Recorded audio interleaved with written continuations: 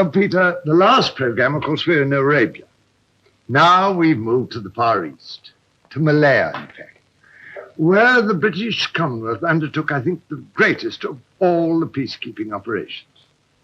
Now, this lasted, as I think you probably know, from between 11 and 12 years. And there were 74 major Commonwealth units involved. So I'm going to do several programs about it. And tonight, I want to set the scene. So let's have a look. Good idea, yes. Here is Malaya, the arena, where we beat the communists in the jungle and stopped the red tide, which is spreading all over the Far East from China and from Mao Zedong. We're over here. Now, Malaya itself, of course, is about 400 miles long. We'll have a look at it here. 400 miles and at its widest part, 200 miles across. Down the center runs a mountain spine, rising up to 7,000 feet. But the thing to remember, the really important thing, is that 4/5 of the country is covered with jungle. Two sorts of jungle, primary and secondary. Now, up in the mountains, the trees rise to 200 feet. And there is undergrowth, but it's not very thick, and there are a lot of game tracks, and it's possible to move about. In fact, it's, I believe, a very beautiful place. It's almost totally uninhabited. But as you get down towards the coast, you run into the secondary jungle. Now, that's where the undergrowth has been cleared at some time or other and allowed to grow again. Now, that is a terrible place. Visibility is about 3 yards. The sun never gets in. It's dank. It's horrible. And the undergrowth is so thick that 400 yards in an hour, hacking your way through, is pretty good progress. Very often it's swampy, and it contains all the horrible little animals in the world. Hornets, leeches, everything. And it was in that secondary jungle that most of this war was fought. Now, the British first became interested in Malaya in 1786, when a captain of Francis Light made a treaty with the Sultan of Kedah for Penang, to operate in Penang. The interesting thing is, you know, that Sultan is the great, I don't know whether I got the number of greats right, grandfather of the first Prime Minister of the United Malaysia, Tunku Abdul Rahman. Now, over the next 50 years, gradually our influence spread, and we made treaties with the sultans of all these different provinces. I'm not going to worry you with the political setup, because it's very complicated. Some are federated and some are not, and so on. But where the sultans are, there's nearly always a senior British political officer, or there was, at his side to help him in the administration of the estate. But the important thing is that we were responsible for their defense. Now, over the years, gradually the economy has got richer and richer. The main thing in the whole of Malaya, which has benefited the development more than anything else, is tin. Do you know that tin has been produced in Malaya for over 500 years? Really, I didn't know as long as that. And there are now 700 tin mines in the country. And we've produced 26,000 tons of tin a year from Malaya. And, of course, tin started the towns. That is, where the tin was produced, so the towns came. Ipoh, for instance, and even the capital, Kuala Lumpur, came because there was tin mines all around. Now, after the tin came the rubber. Secondary jungle was cleared, and the rubber plantation, the trees were planted. And before the war, I think I'm right in saying that we produced about 40% of the raw rubber of the whole world. Now, those developments obviously wanted labor. The Malays are a very attractive, very charming, sport-loving people. We get on very well with them. They're also extremely brave if they're well-led and trained. But they're not terribly addicted to hard, slogging work. So more and more labor had to be imported from outside, mainly from China and some from India. And out of a total of, shall we say, 5.5 million, I think it is, for the whole of Malaya. Approximately 50% are Malay. 48% are Chinese, nearly half, and 600,000 Indians. Of course, down in Singapore, which I'm not going to talk about tonight, which is down here, the Chinese outnumber the Malays by quite a lot. Now, that is the setup of the people. Now let's turn to the communists. Well, communism first arrived in Malaya in 1922, with love from Russia, of course, after the First World War. But it had a pretty rough passage because it didn't really appeal to the Malays at all. And when a country is prospering, that is not good ground for communism. But I think at this stage, we ought to be quite clear about the difference between those Chinese communists, because this was nearly always a Chinese product. They were the people. They loved secret societies, and they were the communists, not the Malays. The difference between them and the British homegrown public. Now, their objective is the same, disruption of the economy of the country. But they do it in rather different ways. Now, the British man goes and speaks at dock gates and in factories and on building sites and so on. But basically, he's probably a very decent chap who goes home, a happy family man, and halfway through his life, he may repent of his evil ways, and he might evenly end up as a life peer in the House of Lords. Yes, indeed, yeah. But there's not much life peerage about those communists. They are tough, fanatical, and terrible people, really. You may hate them, but you can't despise them. Because a lot of those communists lived under conditions which nobody else would have supported merely because of their fanatical belief in the communist creed. But you see, the thing that really gets one about them was their cruelty.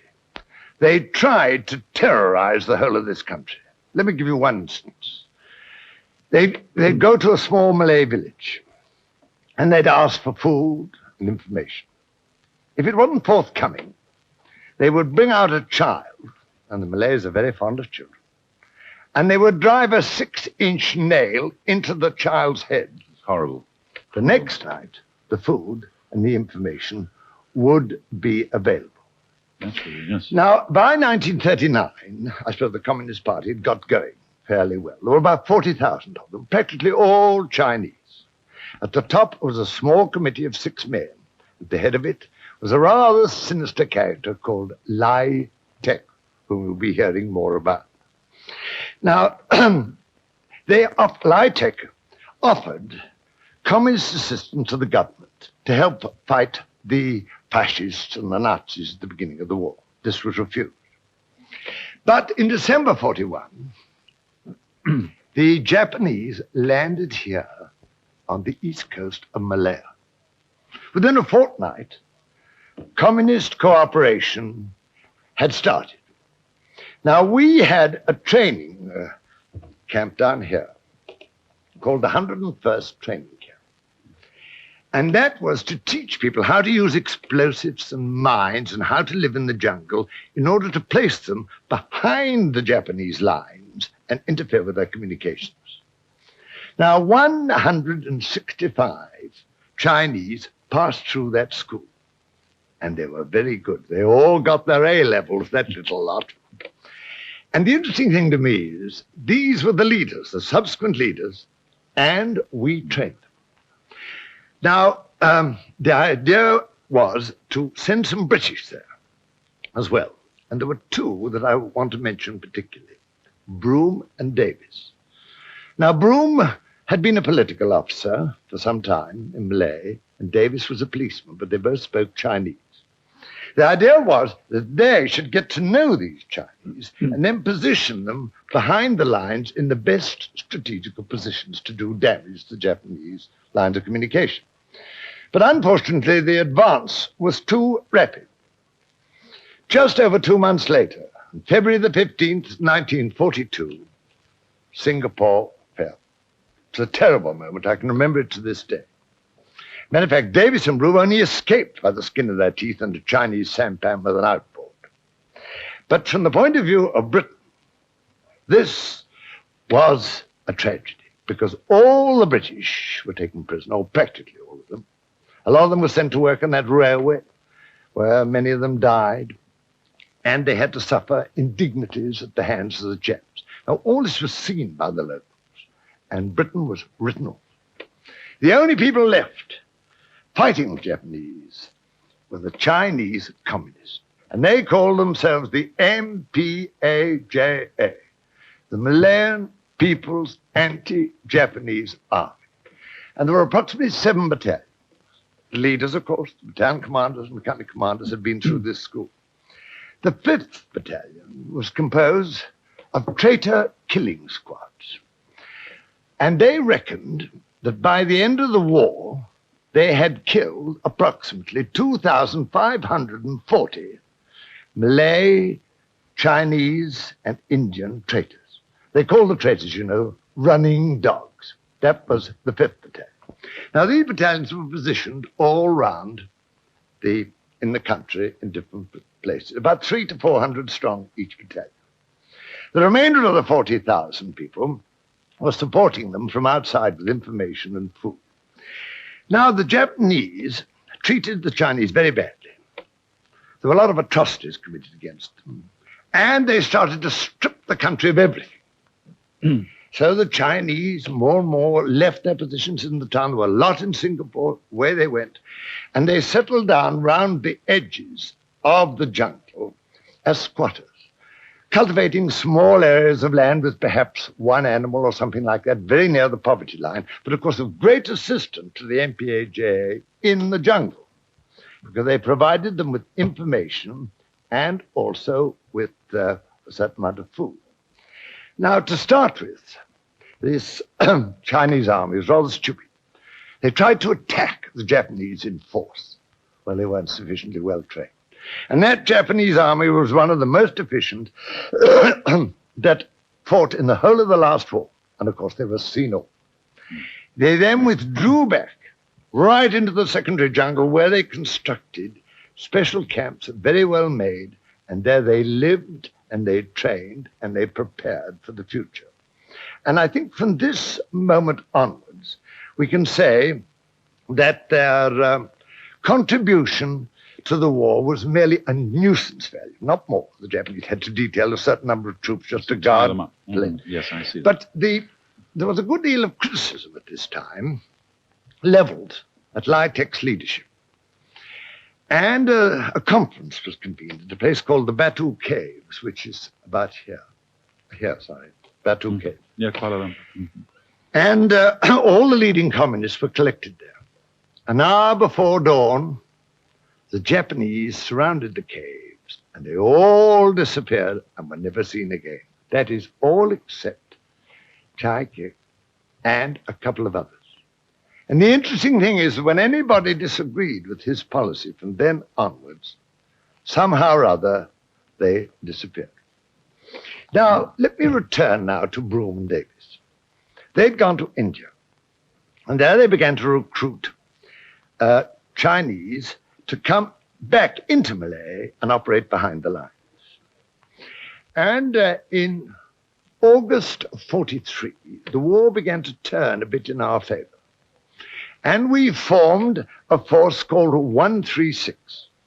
Now, the idea of this force was to have people who knew the country to go back and organize resistance behind the Japanese line. Davis himself came in here in August 43. Rather dramatic. He came in a submarine with 5 Chinese whom he'd trained, and then they rowed ashore in folding boats, and he made contact with the local Chinese here. Very brave man.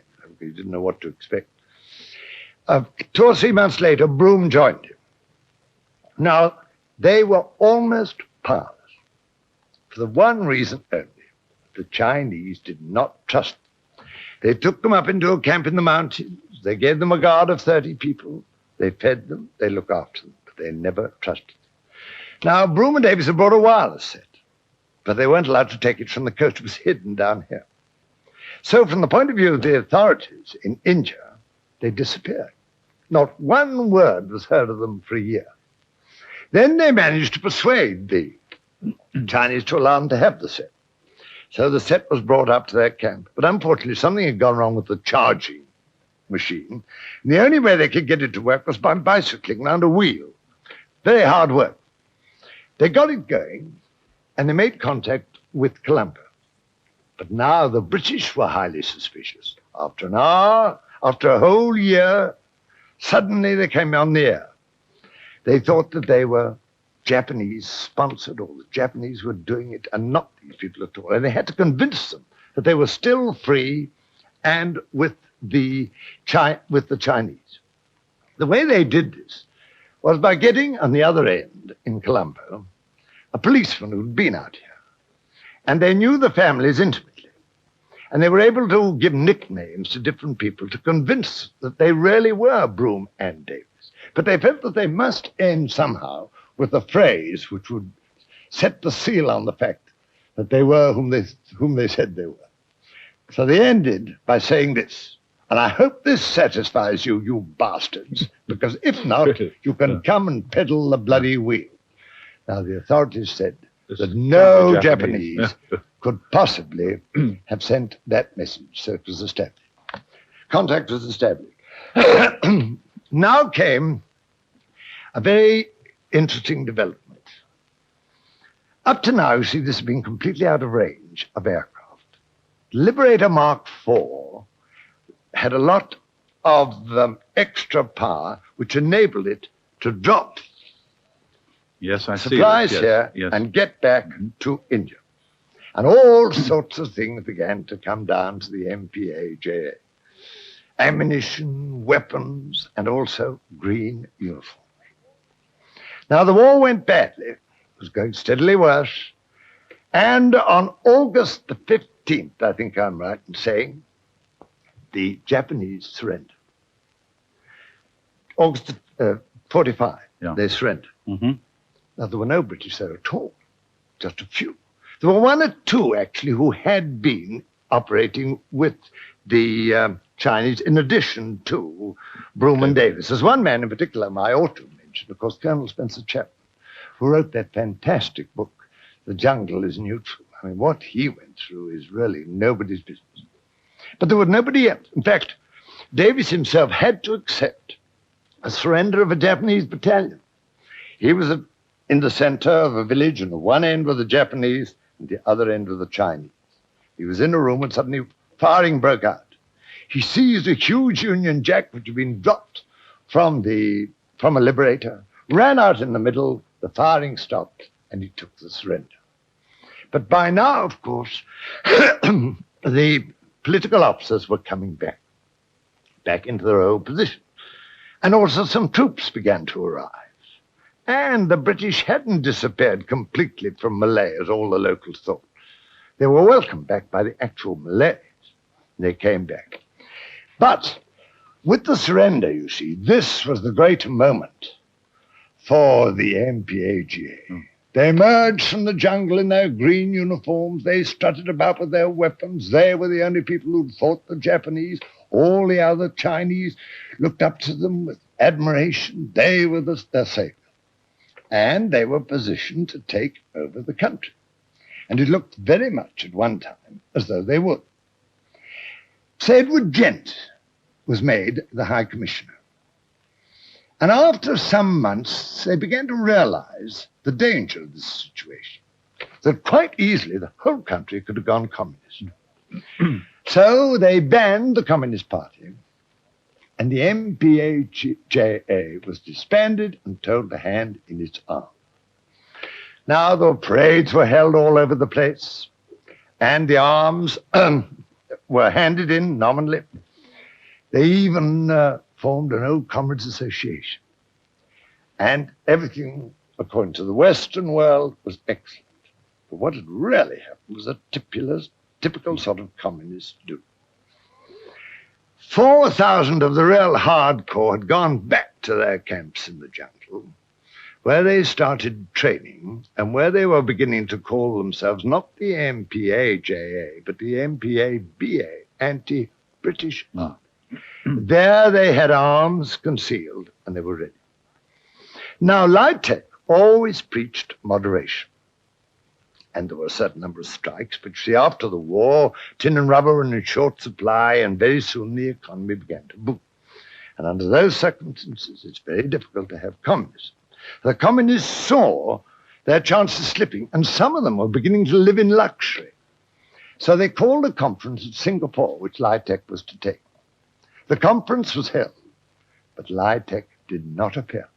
He had seen the red light, and he had decamped with a lot of them funds.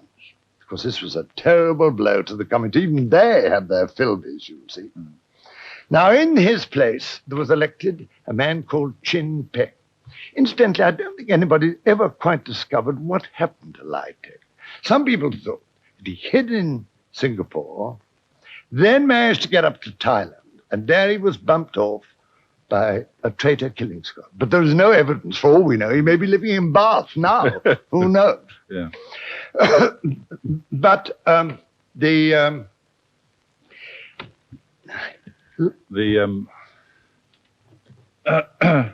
defection of Lai Tek, presumably there was another leader put in his place. Yes, I'm glad you mentioned it. I was Chin Peng. Now, he was a remarkable chap. Extremely intelligent, knew a lot of the British, and he'd actually represented the Chinese on the British Victory Parade. He'd been given the OBE, though the medal hadn't actually reached him, which was just as well, because the award was cancelled. Now, Chin Peng was not satisfied. So he now ordered all-out offensive policy against the British. And now things began to happen. A lot of rich people were abducted and held for ransom because they were trying to build up their funds after the departure of Lai Tek. And a lot of isolated posts were engaged, and particularly policemen were shot up. But the really critical moment came in June 16, 1948, when three planters, Allison, Christian, and Walker, these rubber planters, were murdered on their estate. And one of them was certainly very brutally murdered. He was hung up on a tree, and in front of all his employers, he was murdered slowly by Tommy gun fire. Now, Gent immediately declared a state of emergency. Now, at that time, there were out there about approximately 8,000 to 10,000 British troops, or Commonwealth troops, I should say. There were 6 battalions of Gurkhas, 4 major units of the British, and 2 Malay battalions. But they were young, and they were inexperienced, and they hadn't learned to fight in the jungle. So it was a pretty difficult situation. Now, actually, those murders were lucky, because they were really following the teaching of Mao Tse-tung. And Mao Tse-tung's teaching was that, first of all, in the case of an insurgency, you must get a liberated area by bumping off individuals, clear an area where your army can assemble, the guerrilla army can assemble, can be trained for the successive stages of the campaign, which would end, of course, with the complete elimination of the British from Malaya and Singapore, and the whole place would then be turned into a communist republic. Now, that was the teaching of Mao Tse-tung. But they had meant to do this as a coordinated thing. At one time, yes, attack a lot of planters, yes, tin miners, and so on, all at the same time. But owing to their lack of communication, their communications were always terribly bad, because they never trusted anybody. Do you know that it took sometimes as long as 6 months for a message to come down from the top 6 men right down to the front line troops? Somebody had taken the law into his own hand, had killed these 3 men, and had then thus given us warning. Now, in the next program, will be still the defensive period, but gradually you will see how we obtained and got the offensive. But this didn't happen until we had sufficient troops, which at that time we did not have. No, I see this. Of course, a lot of these troops were national servicemen, I presume, at this time. And the national servicemen, of course, arrived out And to start with, they were very frightened of the jungle. But once they learned how to move in the jungle, their morale went up because they really felt that they were doing a worthwhile job. And they did do a magnificent job. This is the second program, of course, I've done about Malaya, which I regard as the greatest peacekeeping operation which the Commonwealth ever undertook, because it lasted for, as you know, between 11 and 12 years, and 74 major Commonwealth units were involved in one way or another.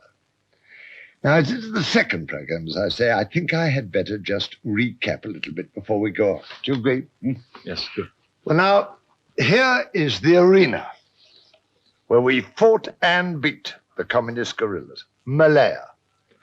400 miles down and 200 miles across. Down the center is a sort of spine of mountains rising up to 7,000 feet. But the really important thing to remember about this country is that 4/5 of it is covered with jungle, or trees, if you like. Now, there are two types. There's the primary jungle and the secondary jungle. The primary jungle, which is mainly up in the mountains, the trees rise up to 200 feet. There's a certain amount of undergrowth, but it's not difficult country to get through, and there are normally game tracks and that sort of thing. It's rather a beautiful country and almost totally uninhabited. But as you come down here towards the rubber plantations and the tin mines and the inhabited areas, you come more and more into what's called the secondary jungle. Now, this is where the undergrowth has at one time or other been cut and allowed to grow haphazard. And it's a terrible place. The trees go to 100 feet high only, but no sun ever gets in. It's dank and horrible, often swampy, full of little animals, leeches, so on. Visibility is 3 yards. You have to hack your way through it. And 400 yards in an hour is very good progress. That is the secondary jungle. Now, hidden away in well-made camps in this secondary jungle were some 4,000 to 5,000 communist guerrilla troops. They were operating from the camps which they'd been in when they were fighting the Japanese. They now call themselves the Malayan People's Anti-British Army. And they were prepared to engage us in terrorist operations. Now, they were working on what you might call the Mao Zedong plan for guerrilla warfare. Now, that involved, first of all, killing off isolated people, like planters, tin miners, small police stations, in order to create what they called a liberated area. And into that liberated area would move their guerrilla forces, they would increase them, and they would train them. And then ultimately they'd be in a position to sweep down through the country, drive out the British, and make it a Malay communist republic. That was the object. Now, the heroes, to my mind, of this whole affair were the planters, because they were number one target, you see. They're terribly isolated. And I'd like to just give you an example. Now, let's take the Hamilton Moors. Their plantation was here at Rompin. Now, it was very isolated. 3 of 6,000 acres had been cleared of secondary undergrowth and rubber trees had been planted. And he employed about 1,500 people, of whom half were Malay and half Chinese. Now, when he returned after the war, when he'd been a prisoner and he'd worked on that railway and his health was pretty bad, he found that among the Chinese was a whole band who had actually been fighting against the Japanese. They'd formed part of the anti-Japanese army. In other words, they were communist guerrillas. And one time when he was away from the camp, they returned to the jungle to fight against us. But before they went, they made him a present of a little dog. They heard that Mrs. Hamilton Moore was coming up. And this was a mongrel with a good deal of West Highland. And they said that it belonged to an Englishman whom they'd known in the jungle and that it had an English name. And when they asked him what was its name, they said Les. Les now became a very important part of the Hamilton Moore household.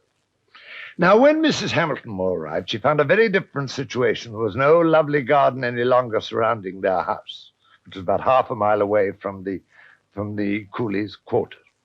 Around it were two barbed wire fences, 10 foot high, floodlit at night, patrolled the whole time by auxiliary police. The actual police station rang them up every half hour to make sure they were all right. If they weren't, then the standby company of troops would arrive to find out what was the matter. Now, every time that her husband left that barbed wire entanglement, he was taking his life into his hands. He had to go out every day around his rubber trees. And on the edge of it was the secondary jungle, which I described. Perfect cover for the communists. And on a couple of occasions, at least, he was fired at when he was going round. Now, this was such an isolated place that they were allowed away for a weekend, or they chose to go away for a weekend to a little seaside place where it was comparatively peaceful, where they could relax and get away from it all. On one occasion when they were down there, they heard that there'd been a disaster on their plantation. So they returned at once. And they found that 11 houses had been burnt down. The Chinese children's school, the store, they'd all been burnt down. And the man and his wife had been brutally murdered. The Chinese thought that they were what they called running dogs or traitors. Actually, they had never given away any information at all, if they'd known any. But the Chinese thought they had, and that was enough. Now, they'd been strung up to trees, and a fire had been lit under them, and then they'd been questioned, after which they'd been slowly killed by Tommy gunfire. And the Chinese were experts at killing people slowly. Terrible. Yes.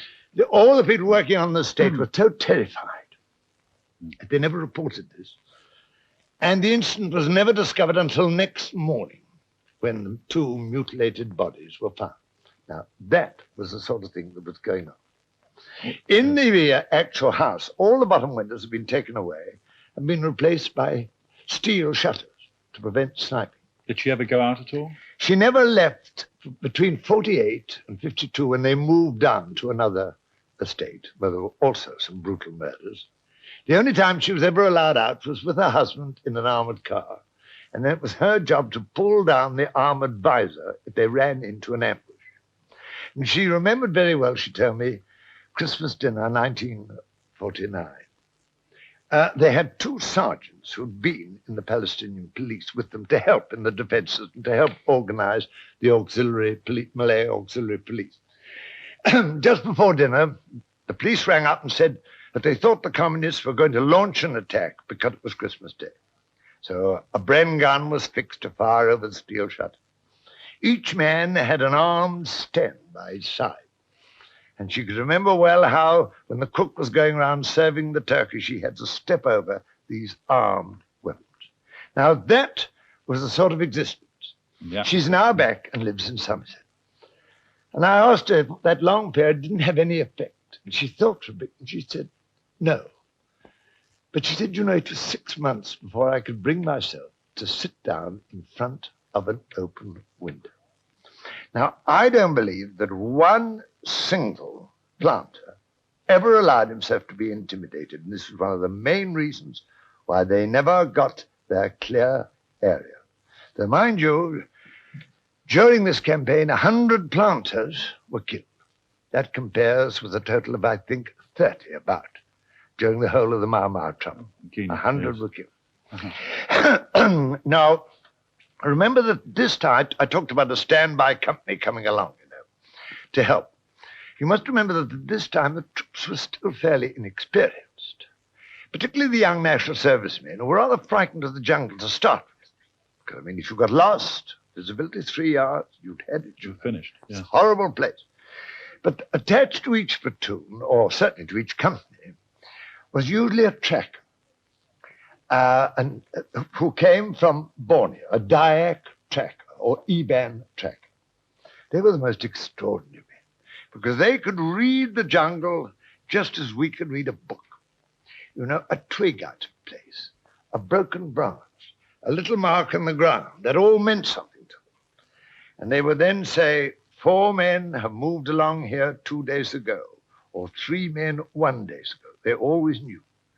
And they were attached to the patrols when they went out. And of course, they became very popular with our troops. They were also extremely brave. And I'd like to just tell you one account, to give you one example. Now, this is a man whose name was Awang Anak Rawang. I hope I haven't pronounced it wrong, because he was a very brave man. He was with the patrol, a section of the Worcestershire Regiment. Suddenly they ran into an ambush. The section leader was killed. The section leader was badly wounded. The leading scout was killed. And he himself was hit in the thigh, knocked out. The man behind him had his legs shattered below the knee by a bullet. Now, in spite of this, Awang crawled out, got a hold of all their rifles and ammunition, and pulled it back under cover, because this is what the communists always wanted: rifles, ammunition, arms of any sort. He then went back and got a hold of the man, and somehow or other pulled him to safety. He returned to a position from which he could engage the communists with fire. And he held them off 3 times. They tried to rush the position. 3 times he held them off. And then he was hit in the arm, shattered.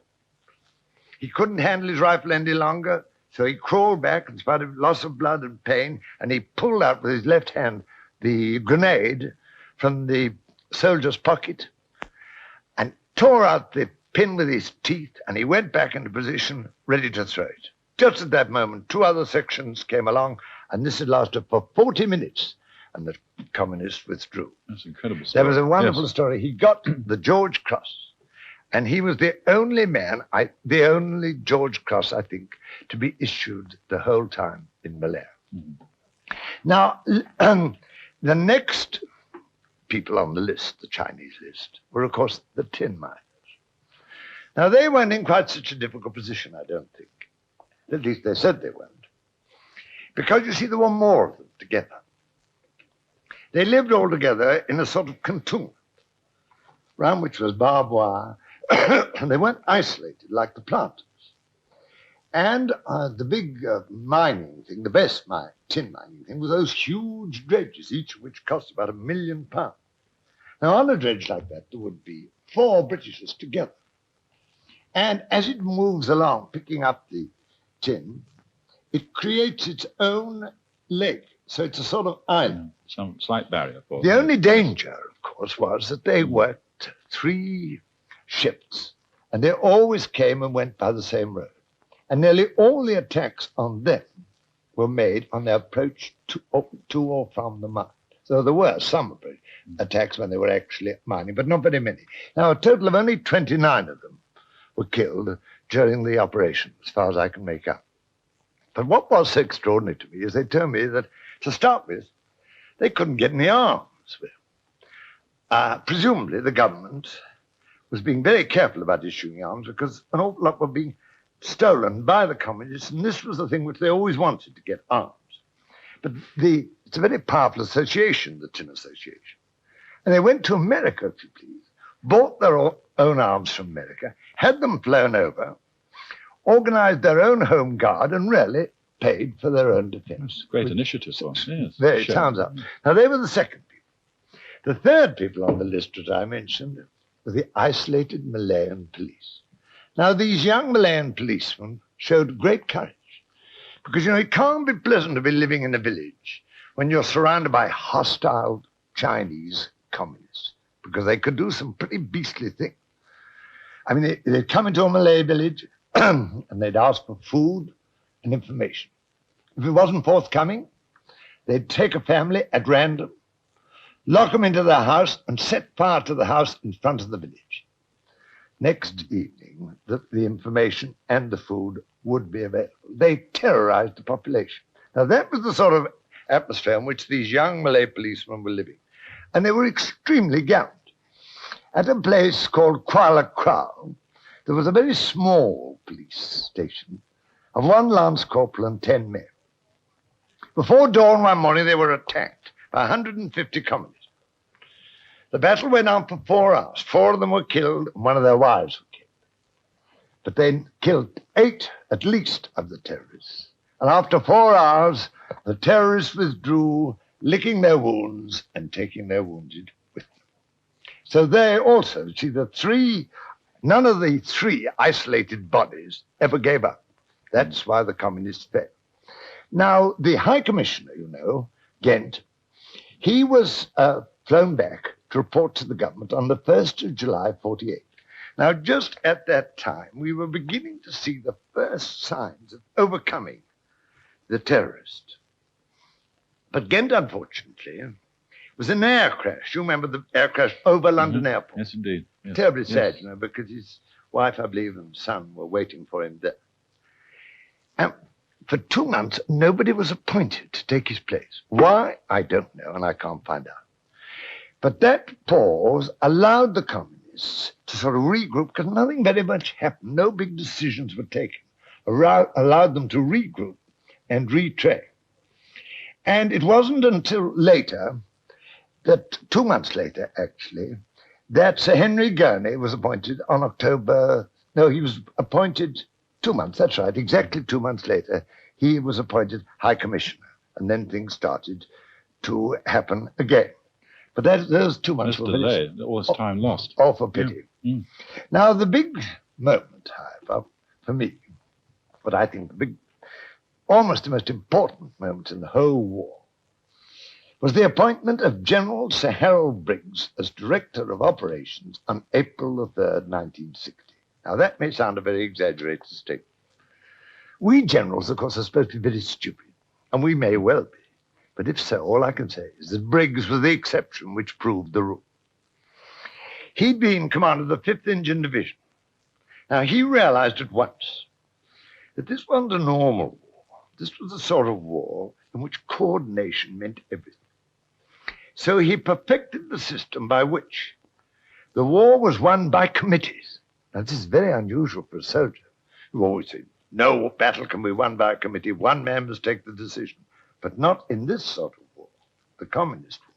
So at every level, from Kuala Lumpur right down, state, district, was a committee consisting of the police and the military, and perhaps the Air Force, and the tin miner or planter, whoever was there. And they coordinated all the activities in their particular area.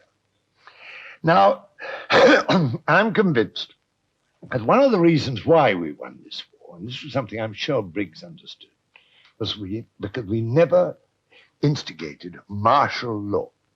Now, once you put martial law into operation, it means that the army takes over and the government ceases. Things are done by court-martial. Now, when you're fighting the communists were trying to terrify the country. You've got to offer them something better.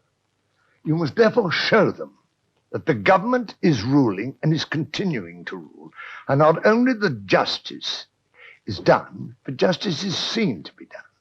And it was thanks to that fact that the Malays no doubt supported us so staunchly throughout the whole operation. Let me give you one example. There was one well-known communist who was captured in the jungle. He was brought back and tried in a court of law by a judge and with witnesses and counsel and all the rest of it. And a lot of people attended that court.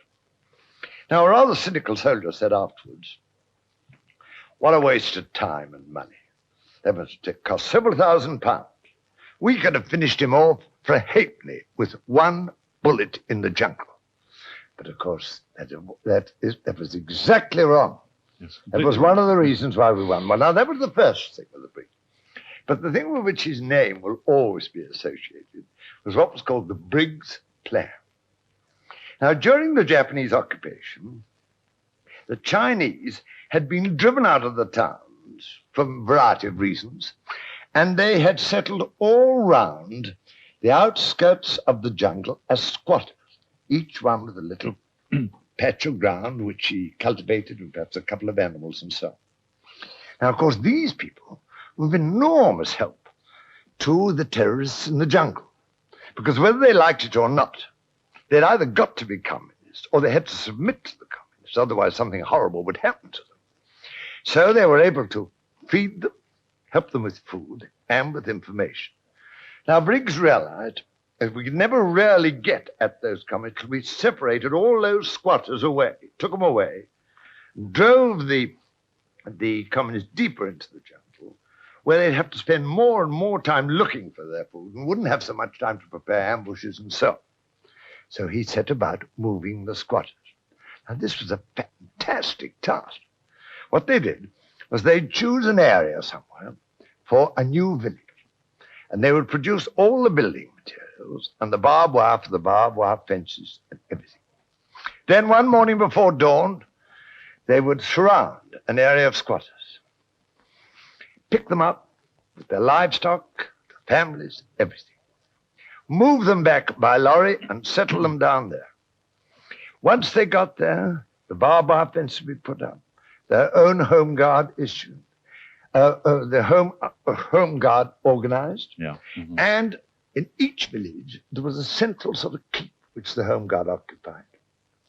And later on, at Lady Templar's suggestion, Women's Institute started, and the whole thing became a sort of community of their own, away from the influence of the terrorists. And protected by their own home guard. Yes, and also, of course, the military knew that they were away from the close contact with the actual terrorists. Now, what other things did he do? Did he instigate identity cards or food control? Oh, yes, he did all that. I want to get back for just one moment to the troops. Because, you see, a lot of people think, oh, well, there were a lot of troops there. We should have been able to round up the communists. But remember that these troops were inexperienced, as I said. They had to learn, and they learned the hard way. Now, a platoon of the Royal West Kent had been out on patrol for 48 hours, and they were coming back to their base in a 3-ton lorry, a truck, and a scout car. They went round the corner, and suddenly the lorry blew up on a homemade mine. Fire was open from some high ground on the flank. Every single officer, NCO, was immediately either killed or badly wounded. A private soldier, a regular private soldier called Pannell, emerged suddenly as the natural leader. He got them out of the lorry, got them into firing positions, beat off attacks, and he prevented the guerrillas from overrunning them and capturing all the arms and, no doubt, murdering all the men who were wounded until help arrived. His name was Private Pannell, and he was awarded the Distinguished Conduct Medal. This is very unusual, isn't it? Very unusual indeed. But 1951 was not a very good year for us, actually, because somehow or other we hadn't, owing to perhaps the inexperience of the troops, we hadn't got on top. I ought to say, incidentally, out of fairness to the Royal West Kent, that by the time they'd finished their tour of duty, they'd had a lot of successes. Yes, I don't want you to think that was just early days, you see. Yes. And now, the High Commissioner, Sir Henry Gurney, decided that he and his wife would go and have a holiday up in the Fraser Hill district. Now, it's a very windy road going up there. The Home Guard, or not the Home, but the Home Guard, the soldiers, the police, everybody searched both sides of the road, out of sight. They drove off. He never would take a sufficient escort. They came round a bend in the road, and suddenly fire was opened on them from an ambush. 38 communists. He was very brave. He said to his wife, lie down, the ADC, stay with her. And then, in order to draw the fire away from her, he opened the door and ran towards the communists. He was hit twice and killed. Now, this was probably one of the lowest points which we reached during the whole campaign, because High Commissioners just don't get killed. Certainly. To show you what a bad year it was, about 10 days later, on October the 22nd, 16 police and soldiers were killed in an ambush, one ambush, and 17 others were wounded. Now, this was the bottom. But of course, the turning point had really come, because you see, the Briggs plan was beginning to work. You mentioned the identity cards. Well, that had a crippling effect. Yes. He controlled the food much better. He got the food away from the communists. All these were just beginning to take effect. And the next program, I think you will see a very different sort of atmosphere. This has been on the defensive.